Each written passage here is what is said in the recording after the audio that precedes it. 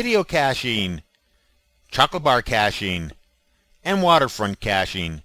All aboard Icenrye's Geocaching Videozine.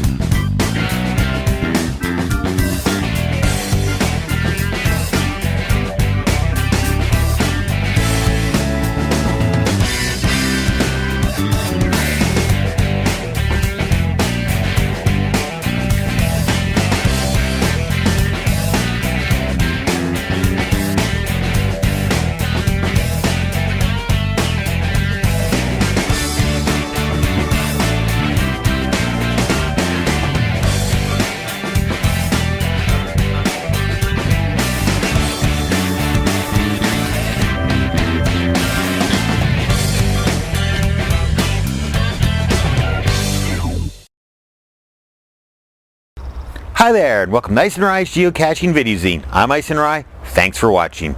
If you're new to the show, welcome to the family. Essentially what this is me, my video camera, we go geocaching, I film it, throw together a few hints, tips, and tricks, put it all together, load it on the internet so you can download and watch at your own leisure. If you're a regular viewer, thanks for sticking around. I appreciate your viewership. Wow, episode 12. Time flies when you're having fun. So what's been happening lately? Well, the big thing is last weekend we were down in Quesnel. Abel and I had our first outdoor agility trial of the year. And we had a lot of fun. Got a lot of sun, a little bit of a tan, a little bit of a burn. Don't forget your sunscreen. But anyways, he got a couple good qualifying rounds and he actually earned his starter's title. And now we get to move up to the advanced class where the courses are just that much tougher and the rules are just a little bit stricter. And definitely looking forward to getting back on the grass again. So what else is happening? Well, as soon as I get this episode out and running for you guys, I'm headed down to the Okanagan. And I'm really looking forward to a whole week of sitting on the beach, drinking wine from Naramata, and throwing the frisbee into the lake for Abel to retrieve. He loves to swim. And of course, while I'm down there, I hope to do some geocaching. And I'll film it and look forward in future episodes of Icenrye's Geocaching Videozine. But anyways, enough chatter for now. Let's get into the meat of the show. Let's start off with some geocaching news.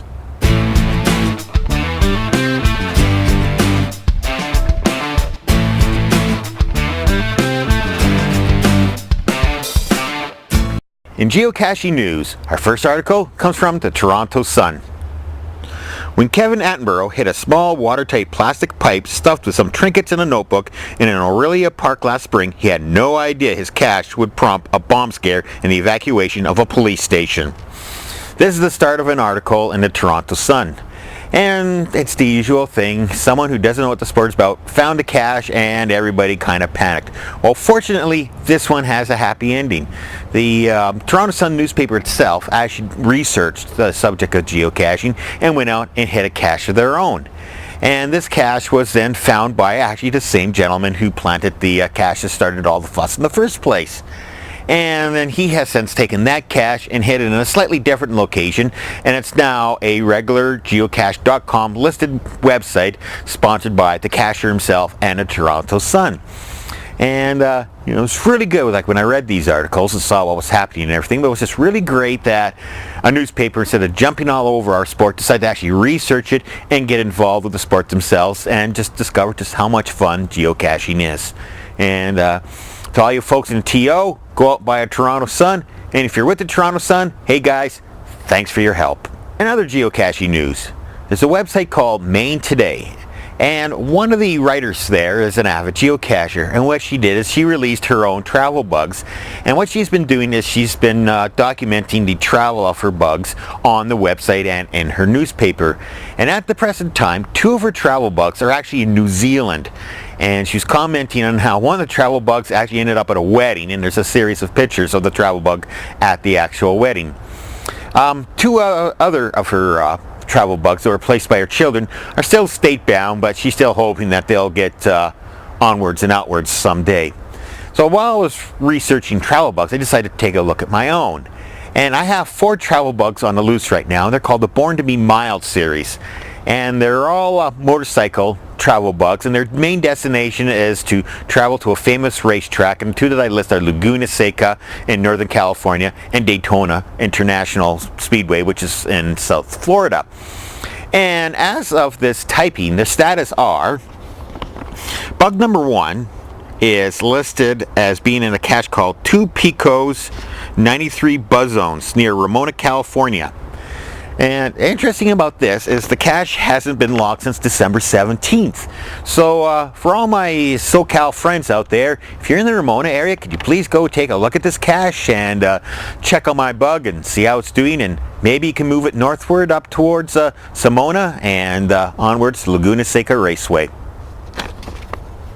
Travel bug number 2 is at a cache called Step On in Miami, Florida, and its last log date was March 23rd. And it seems to be doing fairly well. It's at least it's in South Florida. It has to travel just a little bit north now to make it to Daytona, but it's been traveling around quite a bit too. I think that one just spent some time in Texas not too long ago, and that's racking up the miles. The king of mileage, however, is Born to Be Mild number 3, which is currently in the hands of a geocacher named Gatorman83. And this bug has been everywhere. As a matter of fact, it even got to spend time at the Daytona Beach Travel Bug Hostel, which is across the street from Daytona Beach International Raceway. I was so happy it finally made it to its destination. But what has happened now is that Gatorman83 is using this bug as his personal mileage indicator, which I have no problem with. I always know where the bug is, and it's getting tons of miles. And he's logged quite a few trips up and down the eastern seaboard of the U.S. And the bug's been from Florida up to Washington, D.C. many times, and it's definitely getting lots of miles on. And its last log entries have actually been in the state of Texas. I've found out that my travel bug made it to Geo Woodstock, and I was so happy to see it. I couldn't make it there myself, but one of my travel bugs made it, and that's really good to hear. So anyways, just wanted to give you guys some quick travel bug updates, and that's it for the news section. So let's get on with the Frappr map shoutouts.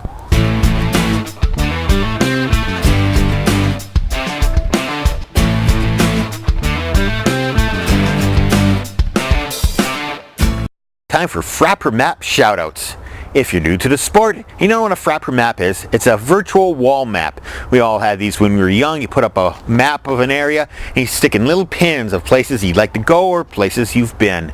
And in our case, what it is just a map with pins indicating where various viewers live.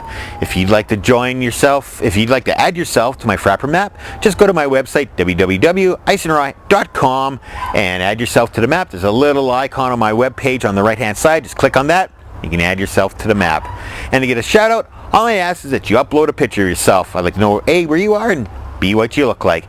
And make the picture as big as possible because it looks good on TV. But anyways, this month the shout outs go to Mr. Incredible, 3 Fish, Web Moose, Cash Cow, and Tom Gustafson. So folks, thanks for adding yourself to my Frappr map. And hopefully more people add yourselves in the future. So anyways, that's it for Frappr map shoutouts. Let's get on with viewers mail.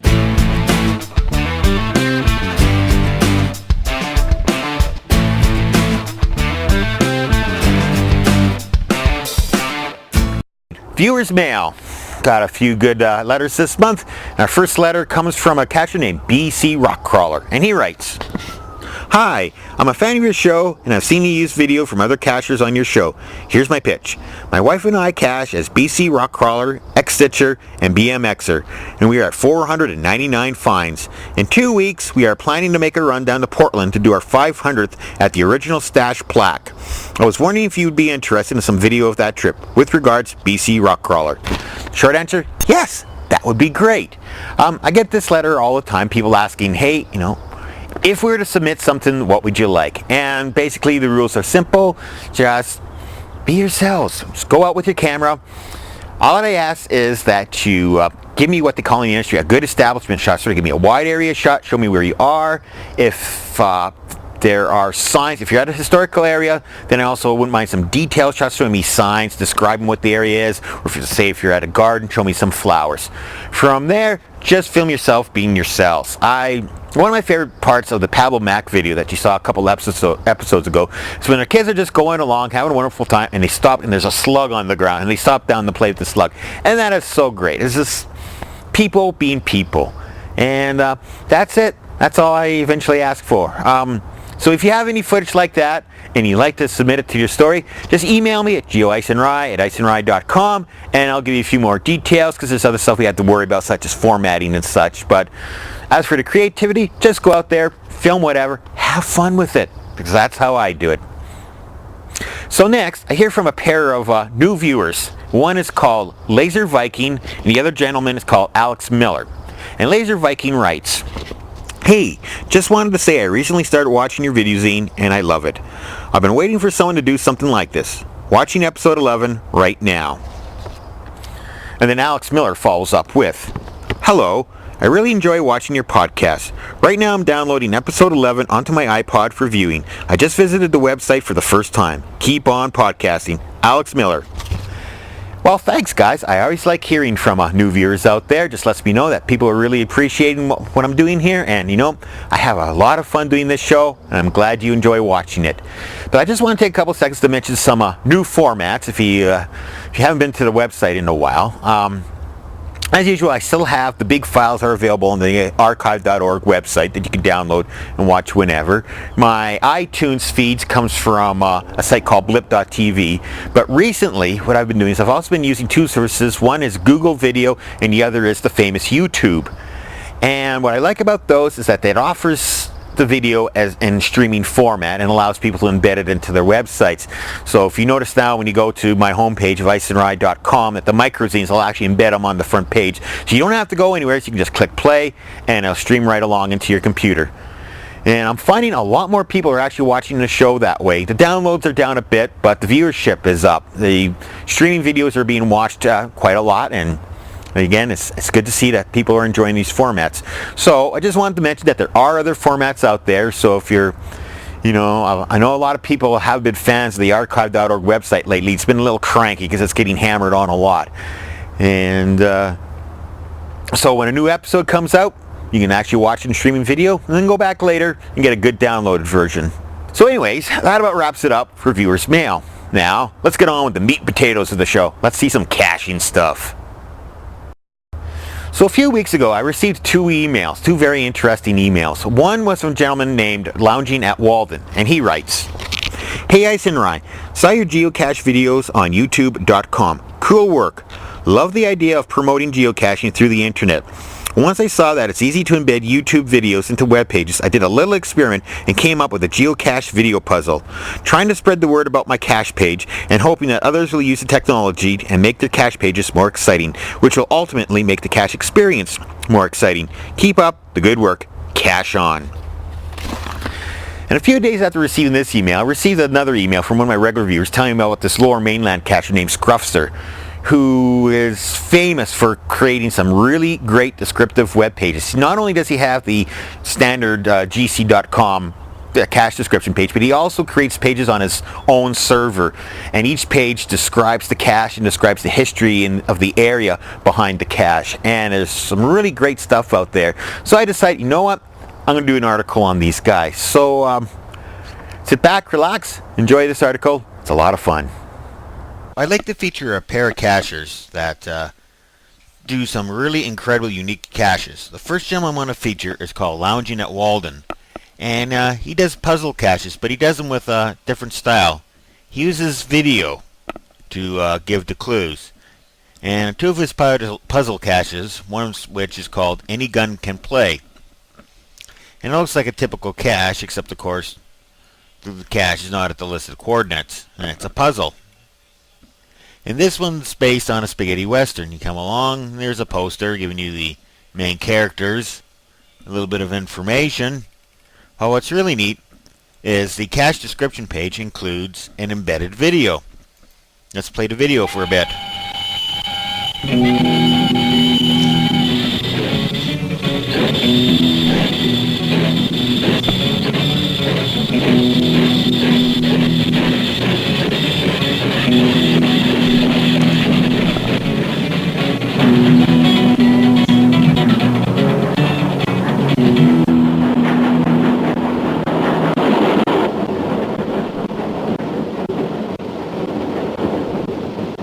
Mulligan, what does it feel like to sleep on $300,000? Makes a pretty hard bed.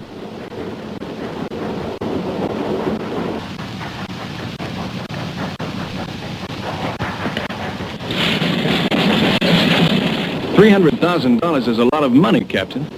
I hope you're aware of my... So anyways, the video is about 5 minutes long. You watch it, and it gives you clues.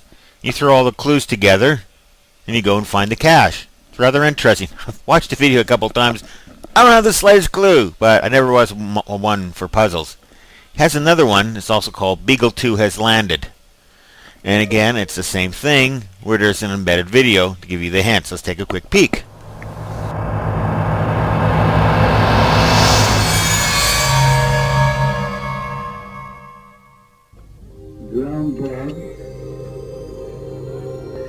On June 2nd, 2003, the European Space Agency's first planetary mission, Mars Express, lifts off and begins its 6-month journey to the Red Planet. The mission's goal: to shed light on whether Mars had once supported or is currently supporting life.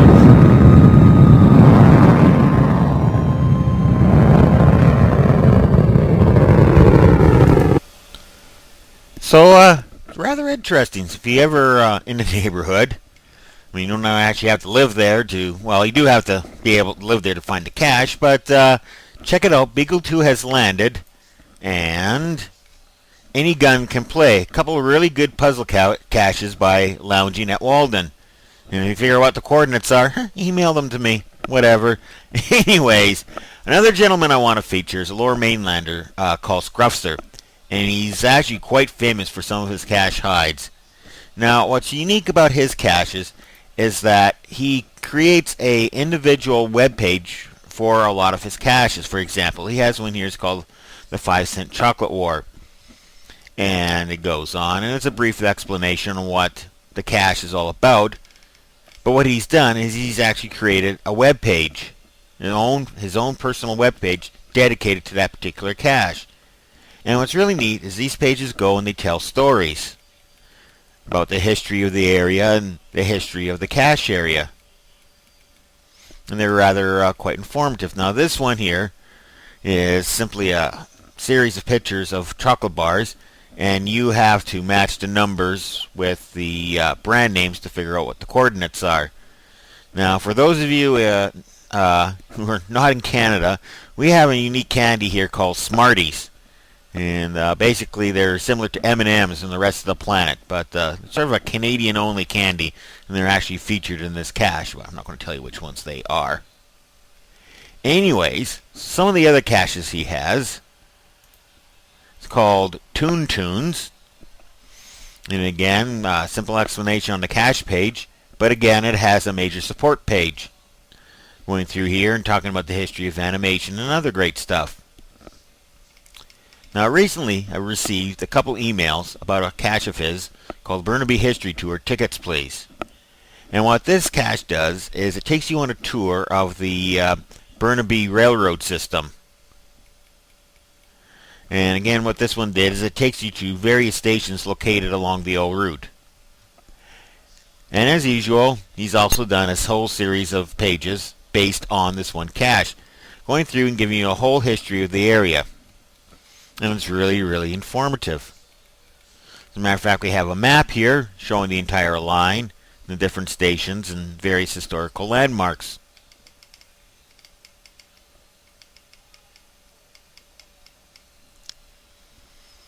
So he has a whole series of these caches. There's another one of his that's famous. You'll notice he has a thing about skunks. He has a series called Scruffer's Skunk is Missing, I believe is fairly close to what the title is.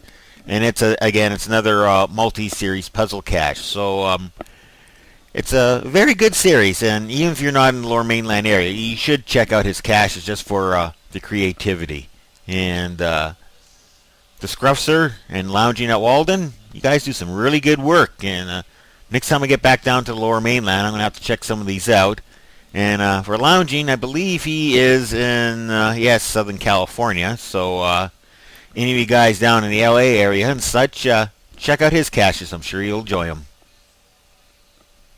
So Scruffser and Lounging at Walden, a couple of guys who put just that little bit extra into their cache pages that make the cache experience more exciting for us. That is so great. Now, speaking of cache experience, let's go caching. Those of you may remember episode 11 where I featured day 1 of my 2-day Cache Blitz. So as promised, here it is, the much awaited day 2 of my Cache Blitz. We started off in Annacis Island at an absolutely wonderful area, and from there we sort of worked our way down southwest and eventually ended up on the southern tip of Richmond, just sort of trying to get my way to the eventually to the airport. And there's some absolutely great scenery in this series of caches. So if you enjoy water, you're gonna like it. So anyways, I'm gonna shut up now, sit back, relax, enjoy the video.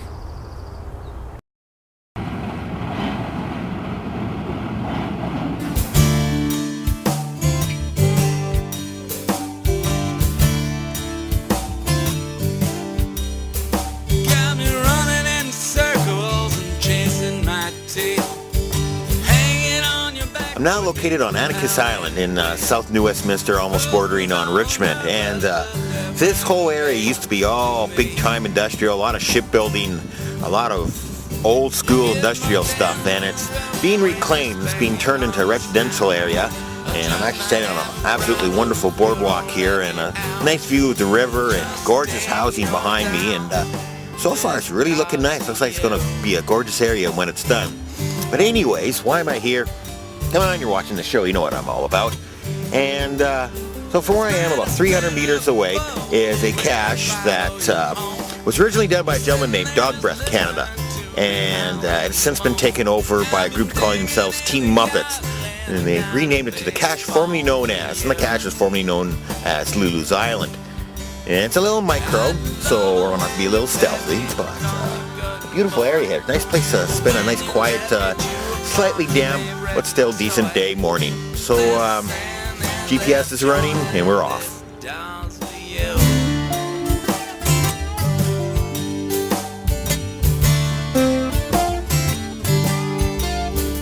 Come running like a fool when you yank on my collar.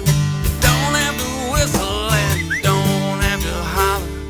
I'm broke because I spent my last doggone dollar on you.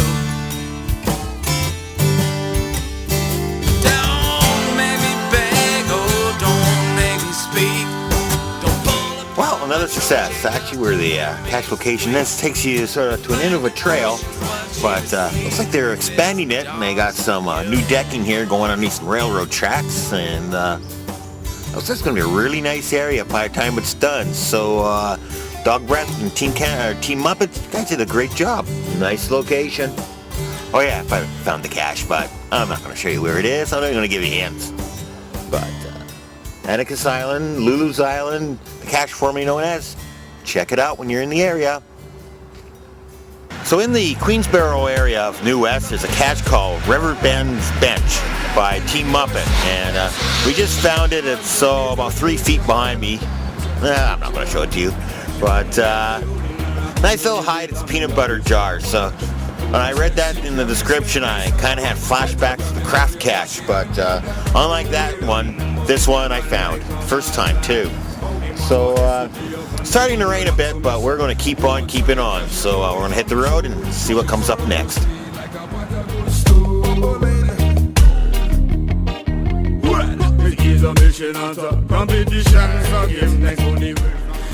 So down here in the lower tip of New Westminster, it's actually a nice little walk along a river dike here, and from this point, actually from where I'm standing, there's actually 3 cache locations available. I'm fairly close to one. It's called the Team Muppets Great Horse Race, and it's basically, it started off as a travel bug exchange, and it's now just a regular cache. Behind me on the island, right about where that power pole is, you can see it in the picture there, there's a cache called Y by Gorak, and behind me off, actually slightly down to my right, is another cache called Shockinaw, and we're actually headed that way now. We found the horse race cache, and now we're going to go check out Shockinaw. So we'll let you know how things go.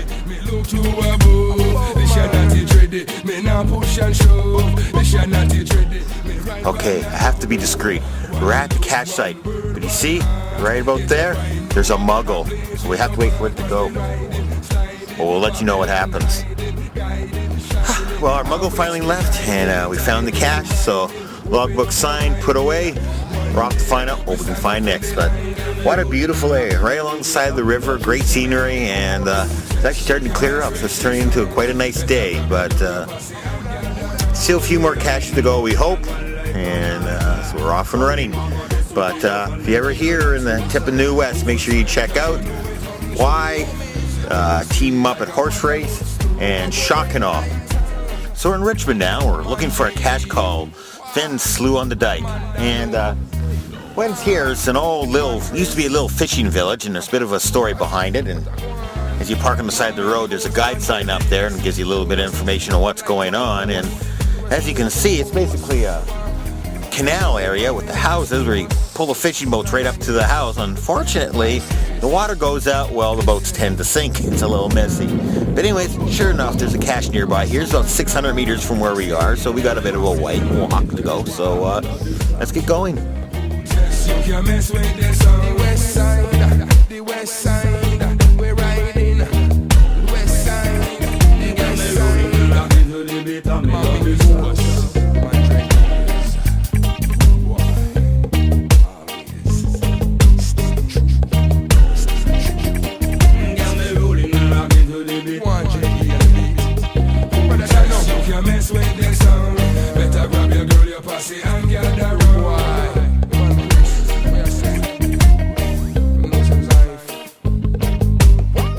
Well, the short hike brings us to this beautiful spot here, and the cache itself was a fairly easy find. It's actually sitting just below me, and it was definitely worth the walk in. This is an amazing place, and again, it's another one of these places I would have never discovered if it hadn't been for the sport of geocaching. So basically going to wrap it up. This is the last cache for this tour of my Lower Mainland, but don't worry, I'll always be back. There's thousands of caches around here, and I don't think they're going to be running out soon. So he's a little too shy to show up on camera, but my good friend TJ Guy's just hiding off, and I got to thank him for being my tour guide for this weekend. And if you're ever in the Lower Mainland, check out some of his caches. He's got some good ones. So we're going to about wrap that up for the caching, and we'll talk to you guys a little later. So that 2-day Cache Blitz was a ton of fun, and I'm really looking forward to doing it again. And as a matter of fact, in future episodes, I have some other footage that I shot on another trip down to the Lower Mainland. Now, speaking of future episodes, next is episode 13, Lucky 13. And I'm essentially going to give my camera the month off. So episode 13 is basically going to be the first ever viewer contribution show. And I have a couple articles that has been sent to me, and I really like them, so I'll be featuring them in the next episode. One is a slideshow, and the other is some Cito footage from the St. Louis area. And some really great footage. It's quite comical, just geocachers out there being themselves and having a lot of fun and contributing to the environment a little bit. So look forward to that in episode 13. So just before I sign off, one quick note is I'd really like to thank everybody for all their kind words regarding the loss of Rye. It's left a big hole in my life, but I'm carrying on, and things are doing okay. But it was really nice to receive all those letters from you, the geocaching community. And again, I thank you and really appreciate all your thoughts. And we'll just have to see how things go in the future. But in the meantime, and in between time, that's it. Another episode of Icenrye's Geocaching Videozine. So until next time, cache on.